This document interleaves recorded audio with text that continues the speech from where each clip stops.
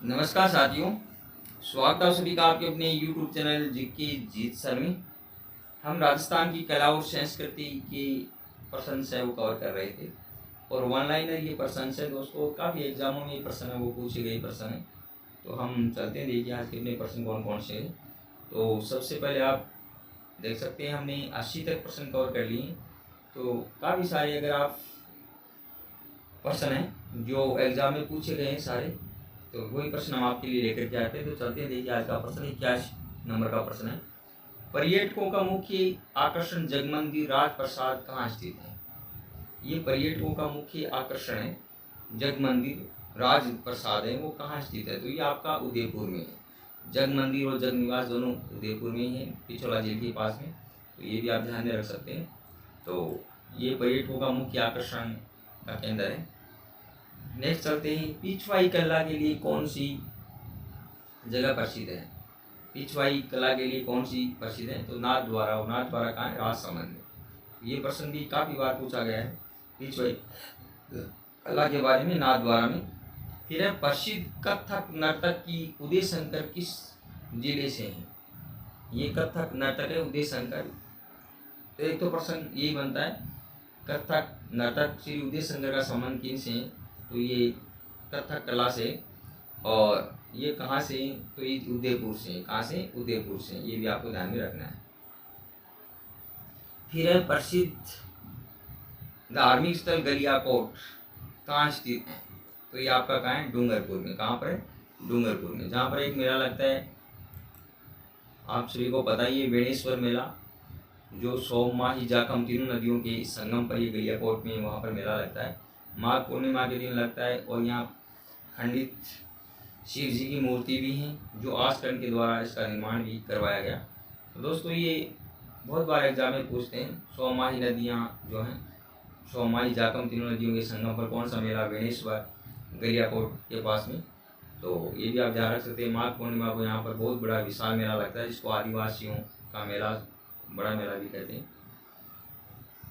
फिर अगला प्रश्न है, प्रसिद्ध मदन मोहन मंदिर स्थित है? मदन मोहन मंदिर कहाँ है? करौली। कहाँ पर है? करौली। तो ये भी प्रसिद्ध प्रश्न है, काफी बार पूछा गया है। फिर है, प्रसिद्ध संगीतज्ञ रमाबाई पुत्री थी किसकी? महाराणा कुंभा की।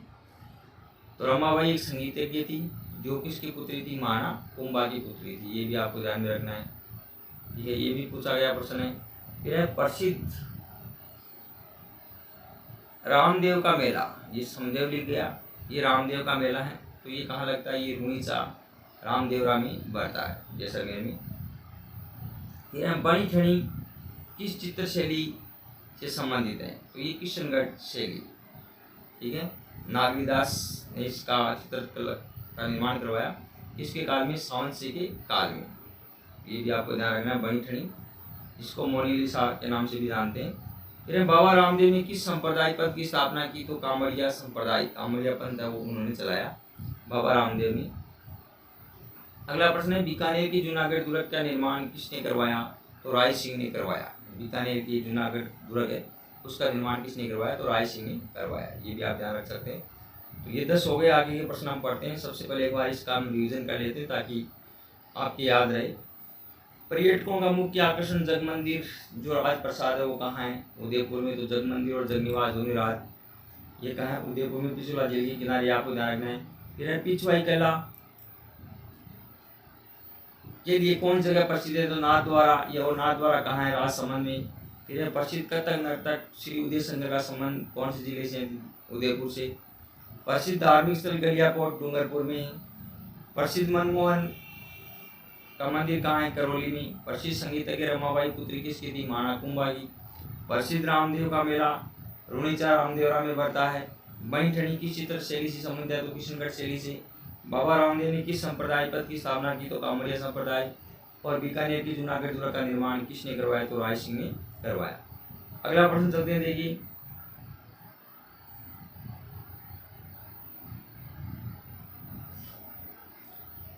नब्बे तक हो गए।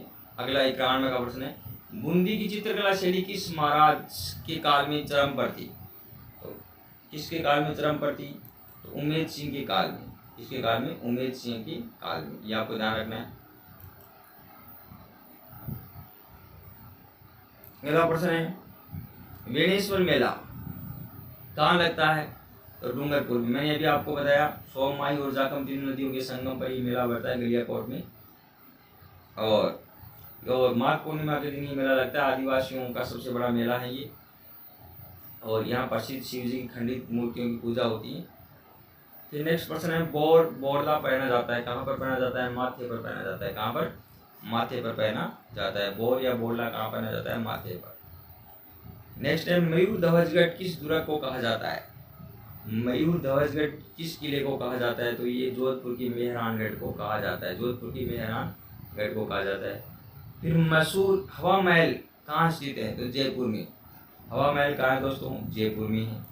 या भी आपको ध्यान रखना है, हवा महल कहाँ है? जयपुर में। इस प्रश्न को आप रट लीजिए, ये बार बार पूछे जाने वाले प्रश्न है।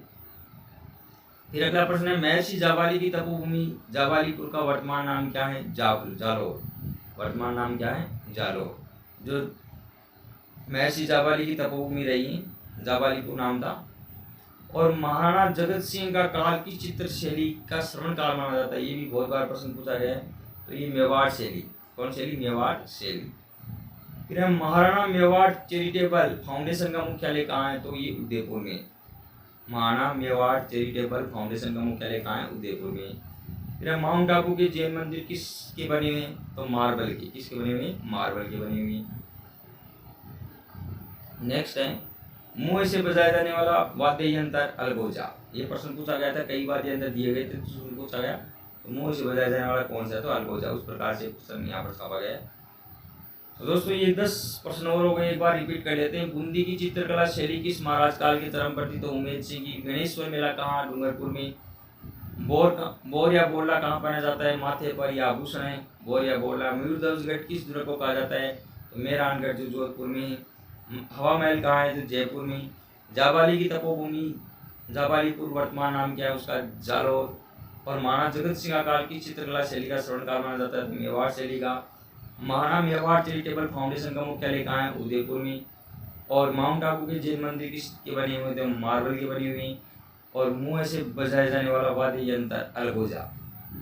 तो दोस्तों ये अपने हो गए आज के 20 प्रश्न।